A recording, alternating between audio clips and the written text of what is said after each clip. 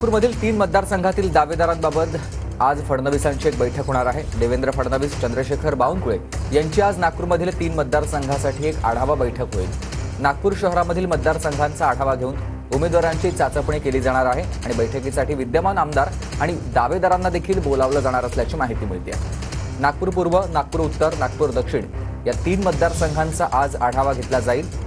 अमित शहा यांच्या दौऱ्यापूर्वी, विदर्भ दौऱ्यापूर्वी फडणवीस उमेदवारांची चाचपणी करणार आहेत। गजानन उमाटे आपल्याला याविषयी अधिक माहिती देतील। गजानन, नक्कीच उपमुख्यमंत्री देवेंद्र फडणवीस आणि भाजपचे प्रदेशाध्यक्ष चंद्रशेखर बावनकुळे यांनी आज महत्त्वाची बैठक बोलावली आहे।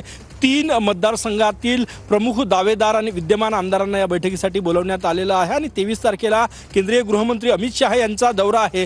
त्यापूर्वी उमेदवार निश्चित करण्यासाठी ही महत्त्वाची बैठक जी आहे ती मानली जाते आहे आणि त्यामुळेच आज जे दावेदार आहेत त्यांनाही बोलवण्यात आलेलं आहे, जे विद्यमान आमदार आहे त्यांनाही बोलवण्यात आलेलं आहे। यामध्ये 3 मतदारसंघ महत्त्वाचे, उत्तर नागपूर जो गेल्या वेळेस भाजपकडे नव्हता, तिथे काँग्रेसचे नितीन राऊत आमदार आहेत, त्या ठिकाणचे दावेदार आणि प्रमुख नेते बोलावलेले आहे। पूर्व नागपुरात कृष्णा खोपडे आमदार आहे, त्यांना आणि इतर दावेदारांना बोलावलेलं आहे।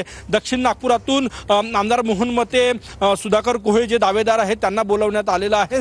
सगळ्यांची बसून उमेदवार निश्चित करण्याबाबत एक महत्त्वाचं पाऊल म्हणायला हरकत नाही, कारण की विदर्भातील 62 विधानसभा मतदारसंघापैकी जास्तीत जास्त भाजप लढणार आहे आणि उमेदवार निश्चित करायचे आहे आगामी अमित शहा यांच्या दौऱ्याच्या पूर्वी। त्यामुळे ही चर्चा जी आहे ती आजची अत्यंत महत्त्वाची मानली जाते। आज साधारणतः दुपारनंतर भाजपचे प्रदेशाध्यक्ष चंद्रशेखर बावनकुळे यांच्या घरी ही बैठक होण्याची माहिती जी आहे ती मिळतात आणि सगळ्या प्रमुख दावेदारांना या बैठकीसाठी बोलवण्यात आलेलं आहे। यामध्ये मतदारसंघाचा आढावा, काय समस्या आहेत, त्यासोबतच प्रमुख उमेदवार कोण असेल आणि सगळ्यात महत्त्वाचं जी बंडखोरी होणार नाही, कारण की एखाद्याला उमेदवारी दिल्यानंतर दुसरा बंडखोरी करणार नाही याची दक्षता जी आहे ती पक्षाकडून घेतली जाणार आहे।